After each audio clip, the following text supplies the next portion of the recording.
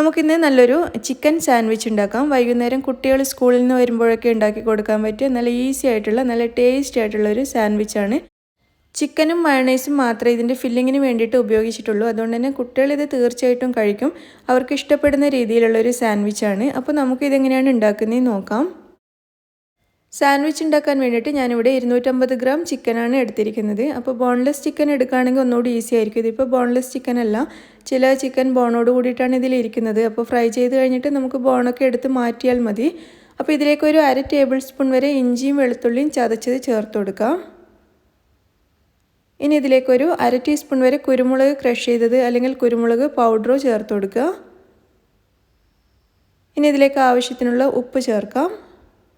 എന്നിട്ട് ഇതെല്ലാം കൂടി നന്നായിട്ടൊന്ന് മിക്സ് ചെയ്തെടുക്കാം. നന്നായിട്ട് മിക്സ് ചെയ്തതിന് ശേഷം നമുക്ക് ചിക്കൻ ഫ്രൈ ചെയ്തെടുക്കാം. മാരിനേറ്റ് ചെയ്ത് വെക്കേണ്ട ആവശ്യമൊന്നുമില്ല. പിന്നെ നിങ്ങൾക്ക് വേണമെന്നുണ്ടെങ്കിൽ ഒരു 10-15 മിനിറ്റ് വെച്ചാൽ നല്ലതായിരിക്കും. അപ്പോൾ ഞാനിത് ഏതായാലും ഫ്രൈ ചെയ്യാൻ പോവാണ്. അതിനുവേണ്ടി പാൻ ചൂടാകുമ്പോൾ നമുക്കിതിലേക്കൊരു 2 ടേബിൾ സ്പൂൺ വരെ ഓയിൽ ഒഴിച്ചു കൊടുക്കാം. ഓയിൽ ചൂടായി കഴിയുമ്പോൾ നമ്മളിപ്പോൾ മസാല പുരട്ടി വെച്ച ചിക്കൻ ഇതിലേക്ക് വെച്ച് നന്നായിട്ട് ഫ്രൈ ചെയ്തെടുക്കാം. ചിക്കൻ മുഴുവനും പാനിലേക്ക് വെച്ച് കൊടുത്തിട്ടുണ്ട്. ഇനി ഇത് നമുക്ക് നന്നായിട്ട് ഫ്രൈ ചെയ്യാം. ഒരു മീഡിയം ഫ്ലെയിമിലിട്ടിട്ട് ഫ്രൈ ചെയ്യുന്നതായിരിക്കും നല്ലത്.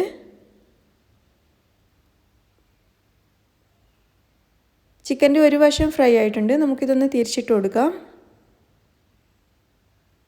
മുഴുവനും ചിക്കനും തിരിച്ചിട്ട് കൊടുത്തിട്ടുണ്ട്. ഇനി ഇതിൻ്റെ മറ്റേ വശവും കൂടി നമുക്ക് നന്നായിട്ട് ഫ്രൈ ചെയ്തെടുക്കാം.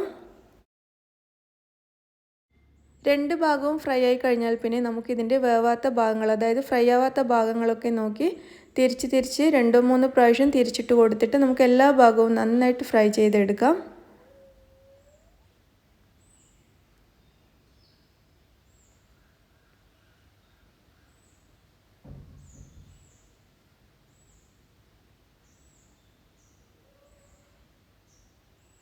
ഇപ്പോൾ ചിക്കൻ്റെ എല്ലാ ഭാഗവും നന്നായിട്ട് മൊരിഞ്ഞിട്ടുണ്ട്. ഇനി ഇത് നമുക്കൊരു പ്ലേറ്റിലേക്ക് മാറ്റാം. ചിക്കൻ മുഴുവൻ പ്ലേറ്റിലേക്ക് മാറ്റിയിട്ടുണ്ട്. ഇത് നമുക്ക് കുറച്ചൊന്ന് തണുക്കാൻ വേണ്ടി വെയിറ്റ് ചെയ്യാം.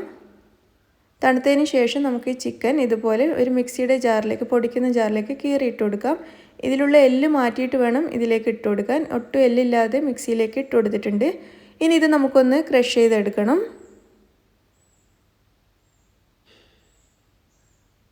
ചിക്കൻ മുഴുവനും ഞാനൊന്ന് പൊടിച്ചെടുത്തിട്ടുണ്ട്. കൂടുതൽ പേസ്റ്റ് ആക്കിയിട്ടല്ല, ഒന്ന് പൊടിച്ചെടുക്കുകയാണ് ചെയ്തിരിക്കുന്നത്. പിന്നെ പേസ്റ്റ് ആക്കണം എന്നുണ്ടെങ്കിൽ അതുപോലെ ചെയ്യാം, നിങ്ങളുടെ ഇഷ്ടത്തിനനുസരിച്ച് ചെയ്യാം.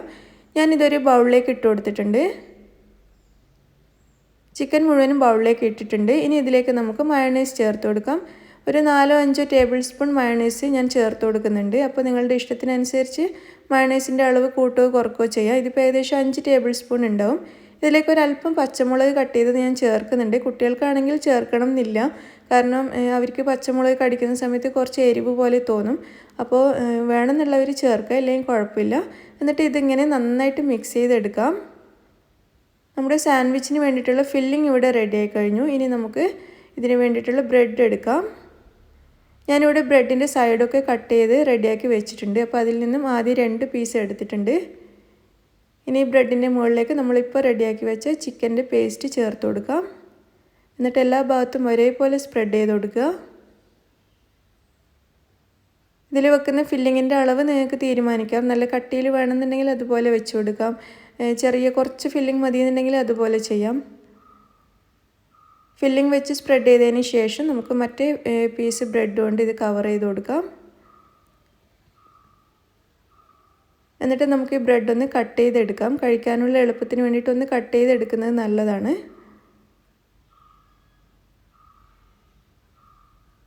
അങ്ങനെ നമ്മുടെ നല്ല ഈസി ആയിട്ടുള്ള ചിക്കൻ സാൻഡ്വിച്ച് ഇവിടെ റെഡി ആയിട്ടുണ്ട്.